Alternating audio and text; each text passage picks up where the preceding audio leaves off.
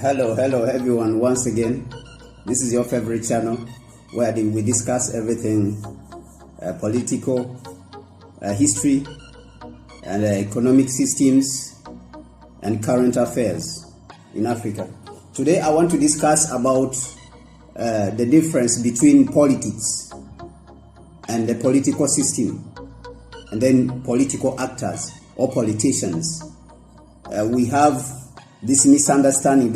There's normally a misunderstanding of what politics is, and you can hear a lot of people saying politics is bad, politics is a dirty game, oh this is a dirty game, whatever. Even I have a friend of mine, my best friend, one of my best friends, when you talk about these things, he say, oh, I don't want to hear about politics, I don't want to hear about this. But I want to expound on this so that a lot of people can understand what it is about. And I will go ahead and expound on how society is organized. So this is how it is. Politics is different from a political system and is different from a politician. They are different things. These three things are different. Politics is what saves everything in society. Politics is the highest point of organizing society. So you can have, even in your family, you have a father and a mother as the leaders of a family, okay? And when the mother and father are doing well, you see they are working and producing, okay? They are productive.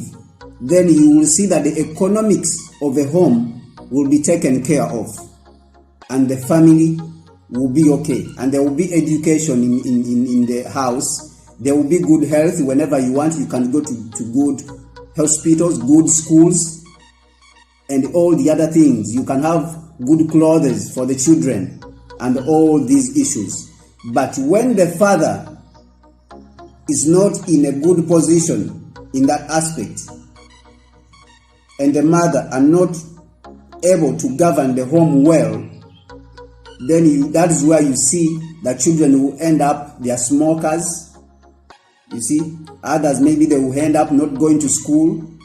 Whenever even some of the children will die when they are young because they could not get good health and all this. So this tells us about politics. So the mother and the father in a home, they are like politicians. So that is what happens. Now, when you go to the top of society, society is governed by either kings or any other people. However way they reach the top of society to be able to govern. We have chiefs, we have kings, we have queens, and all these people. So what we are experiencing today in Africa is a dysfunctional political system that is different from politics. Politics is a way of organizing society. But let me give you how society is organized. Society is organized from politics at the top. Then we have economics at the bottom of politics. And then we have, at the bottom of economics, we have social order. But politics at the top is supposed to come from the culture of a people. Politics is supposed to come from the culture of a people. For it to be functional, for politics to be functional, it is supposed to come from the culture of a people. Okay? So, politics at the top, economics, okay? And then we have social. So, whenever you have a problem at the political level of society, you have bad kings, you have bad queens, you have bad chiefs who sell their people in slavery, who sell their people, the assets of society. These people, they sell it, which are the assets which are supposed to produce for society. They sell it to private people. Then you are going to have problems at the economic level.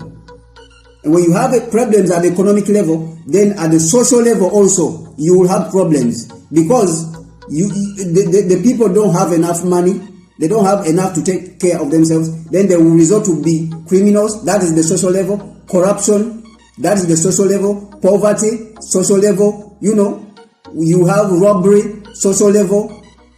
Street kids on the streets, You have prostitution, these things growing in numbers. So the society will be disorganized because of poor politicians or bad politicians. But the problem is not the politics.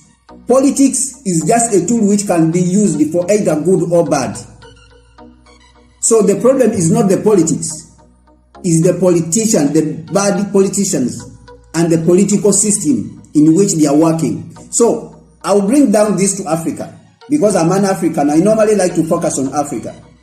The reason why things are not working in Africa is because we have an imported political system. Like I told you, the political system in a society is supposed to come from the culture of the people.